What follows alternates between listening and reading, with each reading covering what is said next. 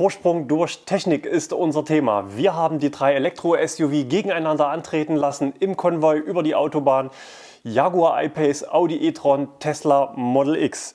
Wer hat den Vorsprung durch Technik? Next Move zeigt es euch.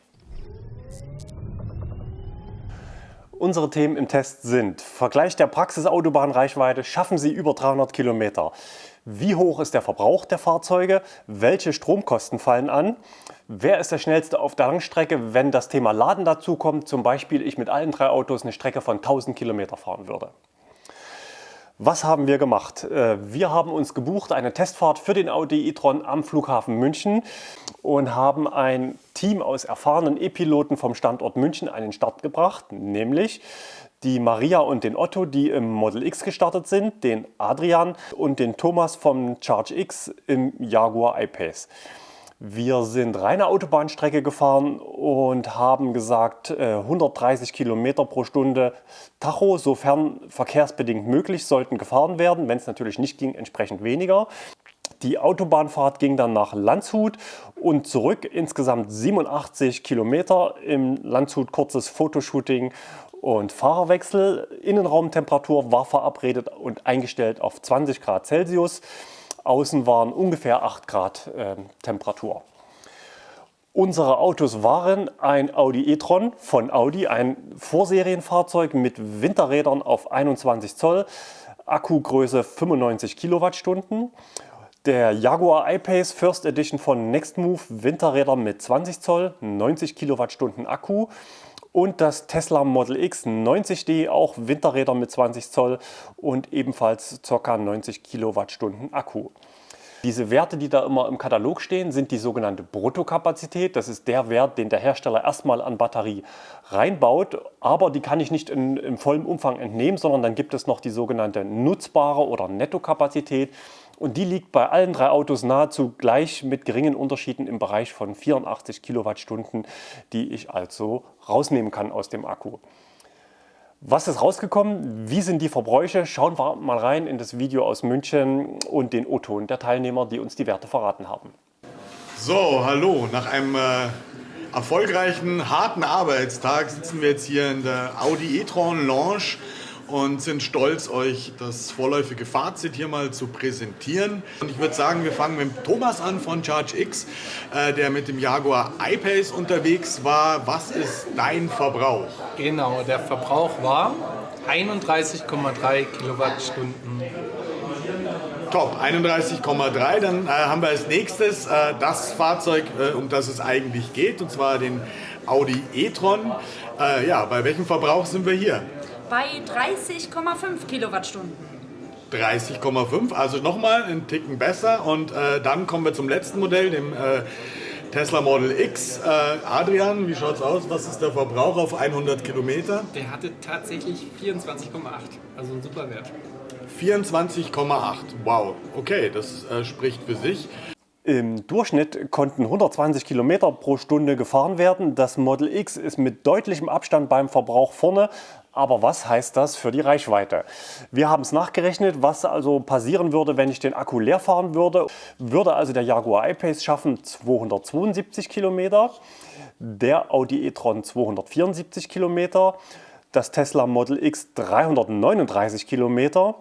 Und wenn wir ein Model X 100D an den Start gebracht hätten, wären das vermutlich nochmal 50 Kilometer mehr gewesen. Das heißt, das Model X 100D dann insgesamt 390 Kilometer Reichweite bei diesen Verbräuchen. Schauen wir auf die Stromkosten, die sich ergeben pro 100 Kilometer, wenn wir die Fahrzeuge zu Hause laden würden. Wir haben also angesetzt 28 Cent Stromkosten und 10% Ladeverlust. Da liegen wir für den Tesla bei 7,64 €, für den Audi 9,39 € und den Jaguar 9,58 €. Nicht für eine Vollladung, sondern Kosten pro 100 Kilometer an Fahrstrom. Was kostet nun aber das Schnellladen auf der Autobahn? Da haben wir uns Ladevorgänge von 0 auf 80% mal als Berechnungsgrundlage gelegt. Das ist der Bereich, wo die Fahrzeuge besonders schnell laden können. und gerechnet auf Basis der jeweiligen Fahrstromangebote, die die Hersteller ihren Kunden mit anbieten, zunächst auf Basis sogenannter Markteinführungsangebote. Beim Tesla Model X ist das Markteinführungsangebot, dass es nichts kostet, nämlich gratis Supercharging, wie es alle gebrauchten Model X 90D von Nextmove im Fuhrpark haben, also 0 Euro auf 100 Kilometer. Für Audi gibt es eine Preisliste, eine Audi Charging Preisliste, wo derzeit eine Grundgebühr anfällt von 7,95 €. Die haben wir mal nicht berücksichtigt, sondern nur die 8 €, die pro Ladevorgang aktuell pauschal anfallen. Und bei Jaguar ist der Partner Plugsurfing, der auch eine eigene App für den Jaguar I-Pace hat. Aber derzeit die normalen Preisliste, wie sie auch Plugsurfing aufruft, dort fallen derzeit 8,80 € pauschal für einen Ladevorgang bei Ionity an. Was soll das Ganze später kosten? Da ist es so, dass Tesla Neufahrzeuge jetzt schon am Supercharger bezahlen, nicht pro Kilowattstunde, sondern ein gestaffelter Zeittarif.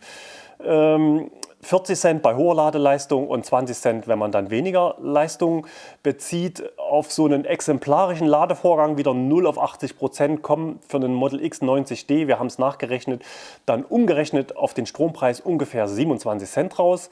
Bei Audi gibt es den Wert schon in der Preisliste, nämlich 33 Cent pro Kilowattstunde am Ionity Schnelllader, aber ohne Verweis, wann das Einführungsangebot auslaufen soll. Beim Jaguar I-Pace haben wir einfach mal den gleichen Wert angesetzt, ebenfalls die 33 Cent pro Kilowattstunde. Ergibt sich dann für das Tesla Model X 90D 6,70 €, Audi 10,06 €, Jaguar 10,32 €, jeweils schnell geladen pro 100 Kilometer auf der Autobahn. Die letzte Frage, die uns interessiert hat, ist, wer ist der Schnellste auf der Langstrecke? Wir haben da eine Beispielrechnung für 1000 Kilometer gemacht. Das heißt, das Tesla Model X 90D und der Audi e-tron würden nach ungefähr 10,5 Stunden im Ziel einrollen. Was ist das Fazit dieser Musterrechnung für eine ideale 1000 Kilometer Strecke dieser drei Fahrzeuge? Audi hat die Verbrauchslücke von 23% zum Model X durch schnelleres Laden fast geschlossen, wobei natürlich ein Model X 100D deutlich schneller am Ziel wäre als der Audi e-tron. Das Problem, was Audi in der Praxis aber hat, dass es aktuell nur wenige dieser Superschnelllader gibt und auf jeder beliebigen Strecke in Deutschland jeder Tesla vermutlich 1 bis 2 Stunden Vorsprung vor einem Audi hätte. Stichwort Vorsprung, Vorsprung durch Technik. War unser Testansatz für das Video und der Gewinner ist in unseren Augen ganz klar Tesla.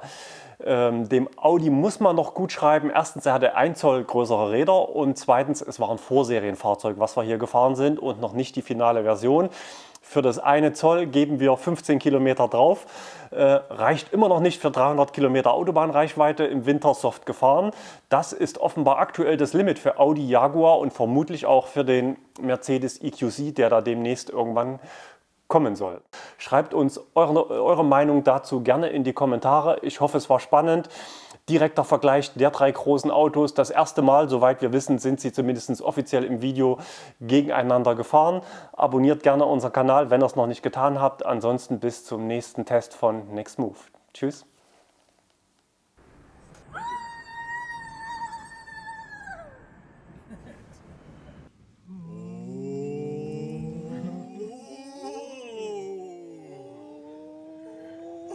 Meine Herren.